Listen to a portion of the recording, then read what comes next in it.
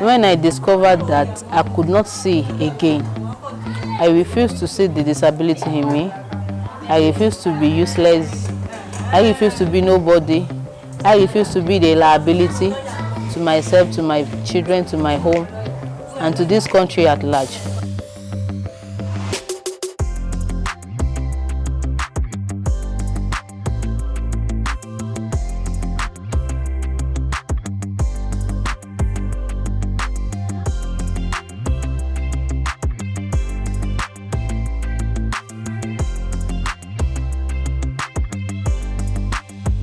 After the loss of vision through glaucoma, I thought all hope has gone.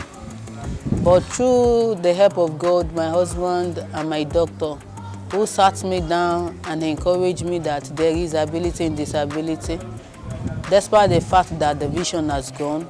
So I was encouraged to enroll in a blind school where there are many vocational training there. But I specialize on bead making. But you know, when people heard bead making at first, they would thought it's jewelries, which is so more common for women to weave. But I want something different.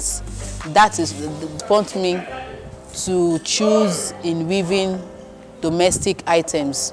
I mean, table mats, flowers, key holders, handbags, different handbag purse, belts that a woman can use.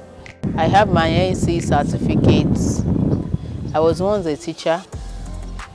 I've been a teacher in private schools before I was appointed as a superb teacher in a secondary school as an agricultural science teacher. Whenever I want to make my production, I will go to the market as far as trade fair, and whenever I get home to weave, I will need a sighted person. I make use of my husband as a sighted man, you know, to identify the beads, that this is this color. So I use different shape of bow to put each color. So whenever I want to weave, I will touch the bow. No, this is where I put it. Concerning says, sometimes in an event, occasions, people might require purse, a key holder. They will use it as a souvenir in their occasion. And some fashionable adults will request for bags and belts, even table mats. And sometimes I go to exhibition. When we talk about the challenges of life concerning this bead making, I might come today from trade fair weaving the product they asked me to do. Maybe the next 3 or 4 days, another person will still bring money. So, you know, I have enough, I will be able to buy my beads in bulk to store it at home. Secondly, in the aspect of trust, you know, as a physically challenged, visually impaired, if a customer wants to introduce me to another, he might not think about the potential in me to do their work diligently for them, but they will think that how can this blind woman weave me these products? It's a challenge to me whenever I'm going to deliver a product to a customer. You know, some people will tell you, I will give you advance. When you are done, I will balance you. But when you give them the product, they will delay your balance. They will delay it. So in that aspect, you can't fight them. Or even where will I go to report them? Just to be quiet.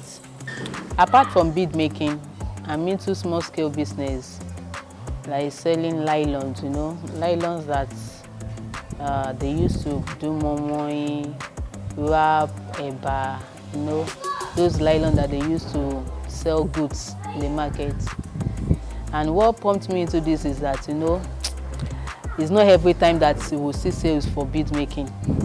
And you know, I can't be a liability, I need to move on. So if we have beads to weave, I will weave. And if there is no beads, I will sell my nylon. If I can see a sponsor to help me actualize my dream. As I've said earlier, I believe there are many millions of physically challenged that they've thought there is no hope for them. They thought they can't make it. They thought their dream cannot be actualized. So if I can say a good sponsored and a good citizen of Nigeria who can help me create some NGO, you know, to teach and impart a knowledge which I have, you know, it has been a source of income to me, and it has served as a self-employment. They also will have a self-employment.